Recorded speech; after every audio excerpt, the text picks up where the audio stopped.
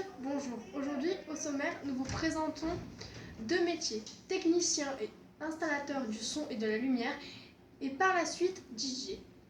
Tout de suite, nous vous présentons notre chronique du jour.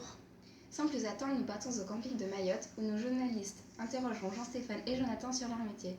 Un reportage de Cassandra et Amandine. Regardez.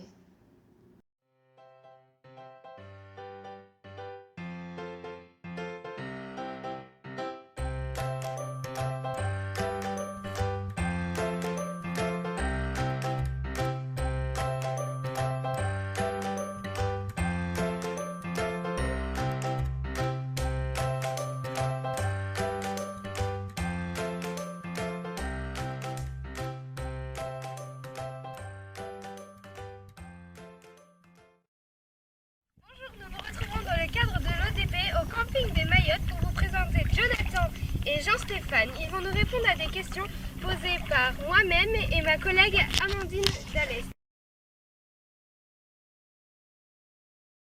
Alors bonjour, nous sommes ici en présence de Jean-Stéphane à qui on va poser des questions à propos de son métier.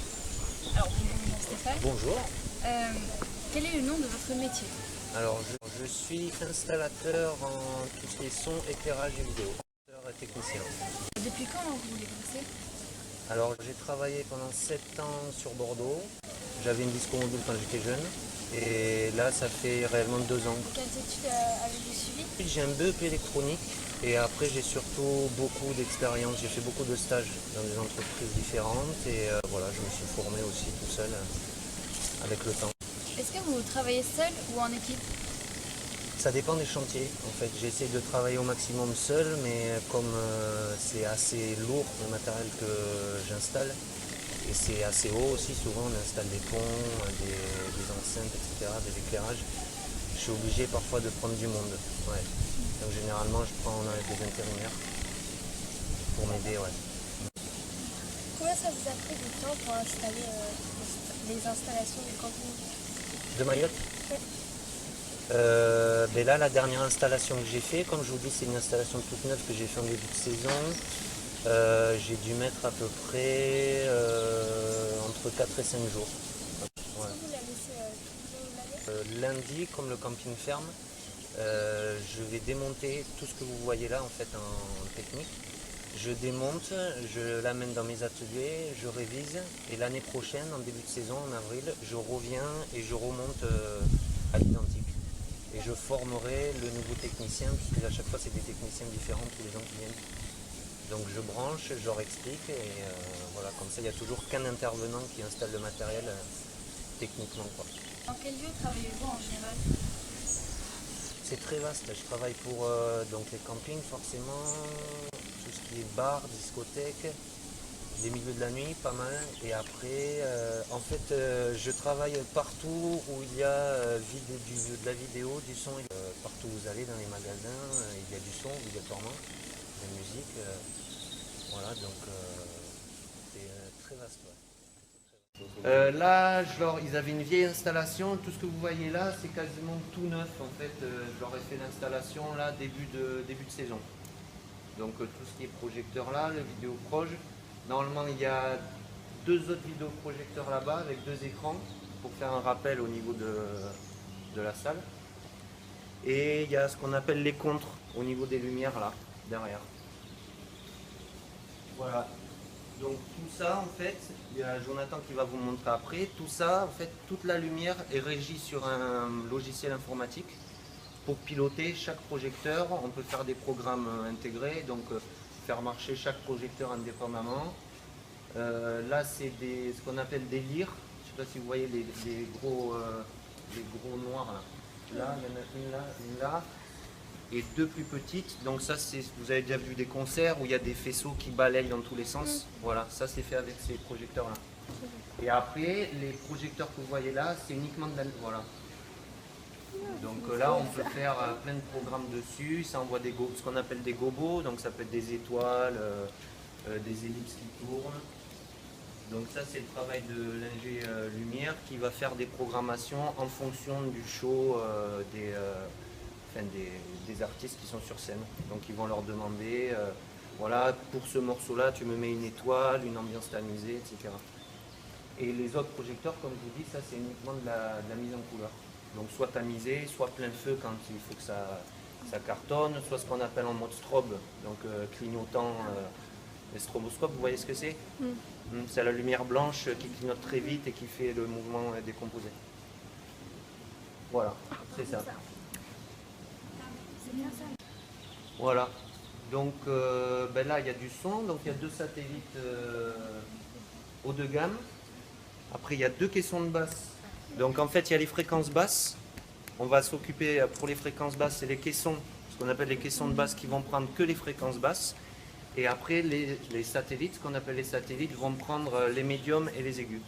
Voilà, c'est réparti comme ça. Le son qui est diffusé vers là-bas, mais l'artiste lui il ne peut pas entendre ce qu'il fait quand il chante ou même les musiciens quand ils vont jouer. Donc on met ce qu'on appelle des retours, donc c'est ce que vous voyez les 2 enceintes en haut là. Voilà. Alors normalement ces retours là on les met sur scène, mais comme il y a beaucoup de spectacles avec des enfants dans les campings, par sécurité on a préféré les mettre en hauteur par rapport au câblage etc. pour pas qu'ils se prennent les pieds dedans. Donc voilà, les retours c'est indépendant aussi de ce qu'on va envoyer, ça va pas être forcément ce qu'on va envoyer en façade. La voix va être peut-être un peu plus forte pour que le chanteur s'entende mieux, ou le guitariste, etc. Ça paraît compliqué, tout ça là, mais en fait ça n'est pas tant que ça. En fait si on connaît une tranche là, on connaît toutes les autres. Voilà, c'est-à-dire que ça c'est le niveau général. Donc là par exemple, lui, Jonathan, il a branché des micros, donc micro sans fil 1, micro sans fil 2, micro sans fil 3. Donc on peut régler indépendamment le volume de chaque micro. Après on va pouvoir régler ici la partie équalisation, donc aigu, médium, basse. Les auxiliaires, ce qu'on appelle les auxiliaires, c'est les retours, ce que je vous disais, donc c'est les retours qui est en haut là. Donc on va gérer plus ou moins le volume. Et après il y a une partie effet. C'est-à-dire, on va, pour la voix surtout, on va rajouter soit un peu de ce qu'on appelle la réverb, donc ça va donner une ampleur un peu dans la voix. L'écho, comme dans une église, vous voyez, voilà. Et donc, évidemment, il y a des tables de mixage. Celle-là, c'est une 16 voix, mais il y en a après qui vont jusqu'à 46 voix pour des gros concerts, etc. Voilà la partie son. Ça, c'est les émetteurs des micros HF. Voilà, et là vous avez tout ce qui est parti, ce que je vous disais, voilà, la partie éclairage. Donc ça c'est un logiciel qui s'appelle Sunlight. Et donc c'est Jonathan au préalable qui a fait tous les programmes, donc bleu, voilà, là on fait un enchaînement de couleurs. Voilà, rouge, vert. Voilà, donc lui c'est lui qui a fait ces programmes là par rapport au spectacle, etc. qui se passe.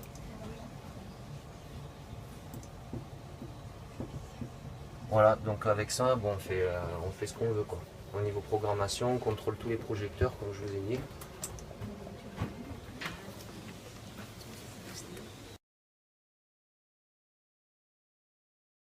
Nous sommes ici avec Jonathan, animateur et DJ du camping des Mayottes. Donc je vais lui poser des questions. Bonjour. Bonjour. Comment est venue votre passion pour le son et à quel âge? J'ai commencé à mixer, j'avais 15 ans. Et j'ai fait beaucoup de guitare, de piano et compagnie avant. Et ce qui est bien avec le jazz, c'est que c'est l'assemblation un peu de tous les instruments dans une boîte. D'accord. Pour les DJ, est-ce que vous prenez des exemples sur les grands DJ du monde? Forcément, comme un musicien prendra des techniques, un DJ prend des techniques sur d'autres DJ. Quel a été votre parcours? Quelles études avez-vous pris pour devenir DJ?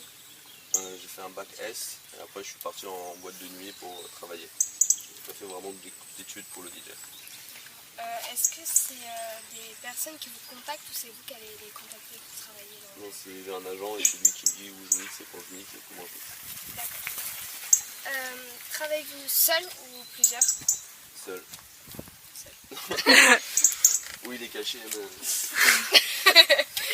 du coup, vous travaillez dans quel lieu spécial aimez-vous le plus travailler?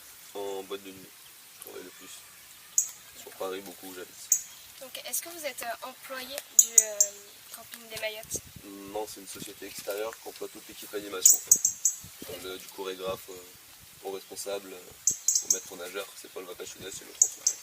D'accord. Je travaille pour le camping, mais c'est pas le camping. Donc, vous vous êtes dans une entreprise. C'est ça. C'est pas vous qui avez une entreprise. Non. D'accord. Auto-entrepreneur. Sauf quand tu mixes en boîte. Ça, c'est différent. Ah, d'accord. Bon, ben voilà. Merci à vous.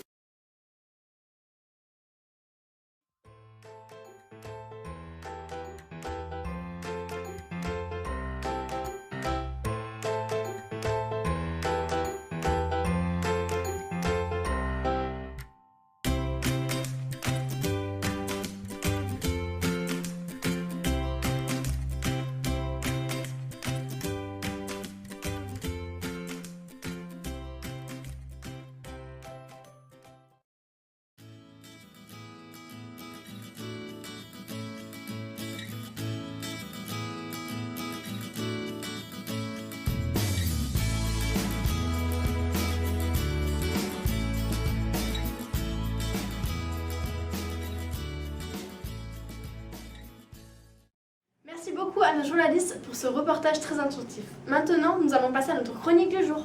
Aujourd'hui, cette chronique nous éclairera sur les métiers choisis par le plus grand nombre d'élèves dans le collège Nelson Mandela. Un jour, le collège Nelson Mandela décida d'organiser un sondage sur les métiers que souhaiteraient exercer les élèves du collège. Le plus demandé, c'est vétérinaire. Ah non, c'est architecte qui l'emporte avec 17 voix. Bon ben, désolé pour vos drôles de bêtes, ce n'est pas aujourd'hui qu'on pourra les soigner. Vous pourrez vous contenter d'une simple maison. C'est une nouvelle révolution. Et c'est le drame, 5 métiers avec chacun 13 voix. Bon ben, finalement, nos petites bêtes ne devraient pas être si désespérées que ça, car on y retrouve nos petits vétérinaires.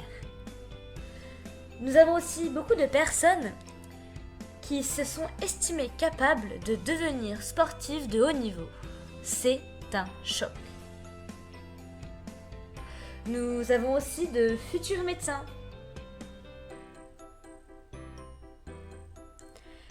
Et de futurs ingénieurs.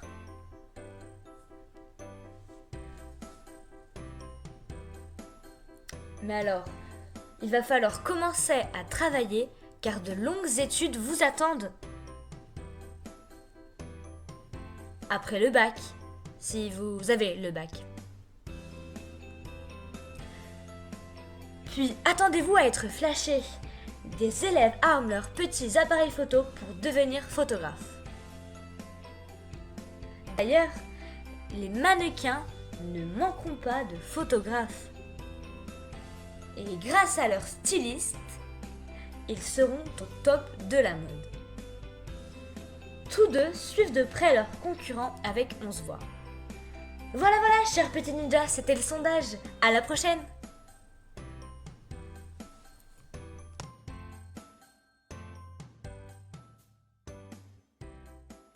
C'était notre premier journal. Nous sommes très fiers de vous l'avoir présenté avec notre toute nouvelle équipe plus que soudée. Merci de l'avoir regardé, nous espérons qu'il vous aura plu et aidé dans votre recherche d'un futur métier. Nous vous souhaitons à tous une agréable journée et à bientôt dans un nouvel épisode.